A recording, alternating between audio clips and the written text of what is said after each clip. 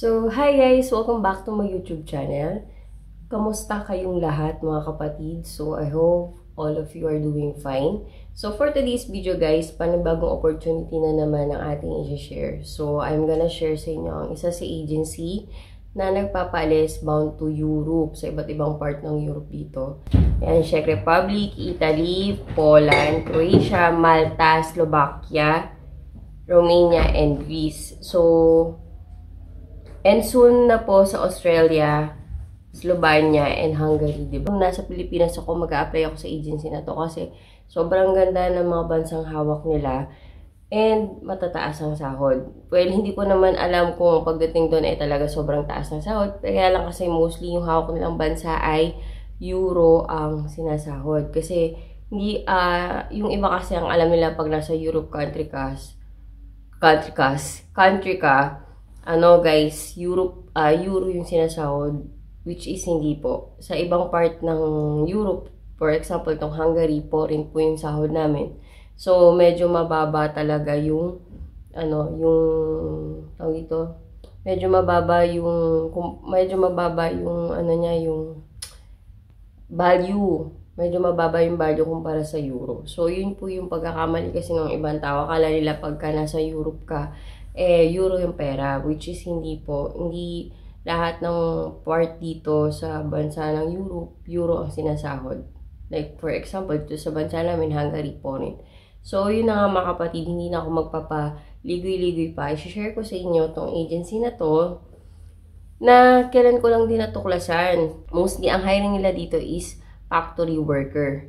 Mga factory workers. Sa Italy naman, mga carpenters, cleaners, marami pang iba. So, itong agency na to guys, ilalagay ko dito sa taas. Ang pangalan niya ay, wait lang. Ang pangalan niya ay Prime World Manpower Agency. Nakalocate siya sa Makati. Facebook page nila, makita mo.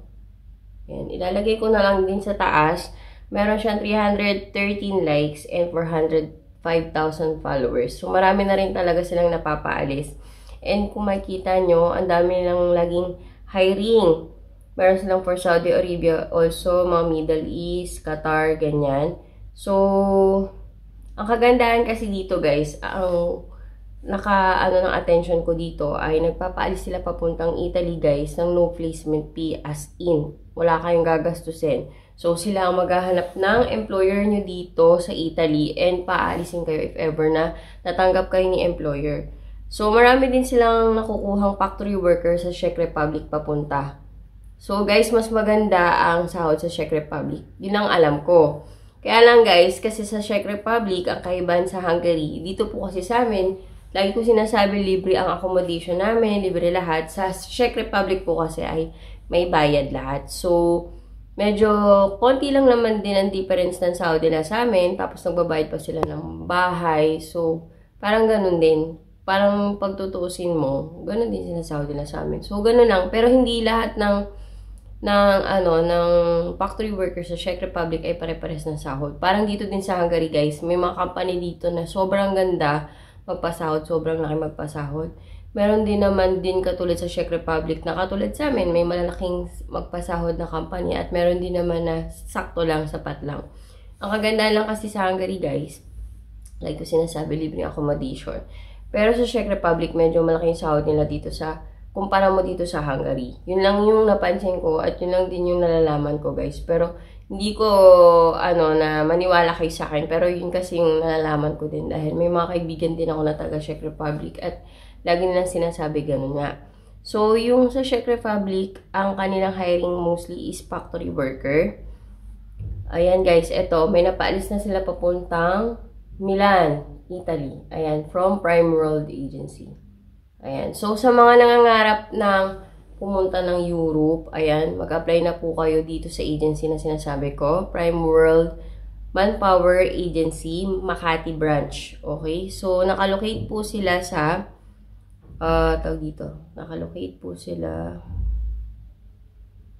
nakalocate po sila sa 8928. Lalagay ko na lang din po dyan sa gilid.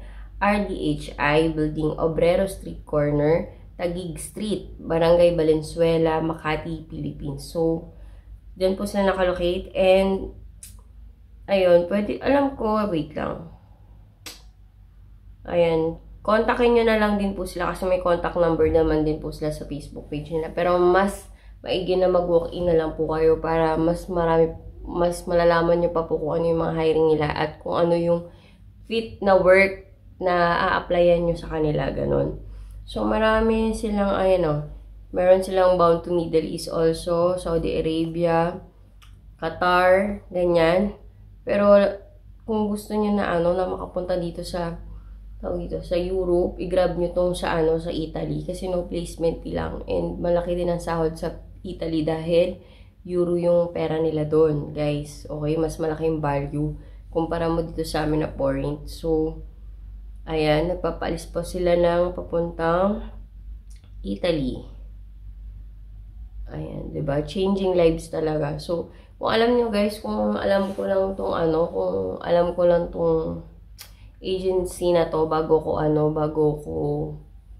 kung alam ko lang tong agency na to bago ko umalis or nag-apply ka agad ako dito kasi mas magandang bansa ang Italy dahil yun nga, malaki yung value ng ng pera tapos malaki din ang sahod kumpara dito. Yun nga lang guys, sa Italy kasi mostly wala silang factory worker kaya kung hindi ka sanay na hindi factory worker yung trabaho mo, wala ka talaga mahanapan na factory worker doon. Mostly kasi nanny, cleaners, tagahatid sundo ng mga bata, yun yung trabaho sa Italy. Pero kasi, ang mo doon, malaki sa Saudi mo. Yun nga lang guys, pag sa Italy talaga, kailangan mo magdoble, tsaka triple ng trabaho, yung sinasabi nila kumpara mo dito sa amin kasi ang laki ng value ng pera, ang laki ng pero ang taas ng cost of living doon kasi magkano yung apartment nila sa Italy, guys.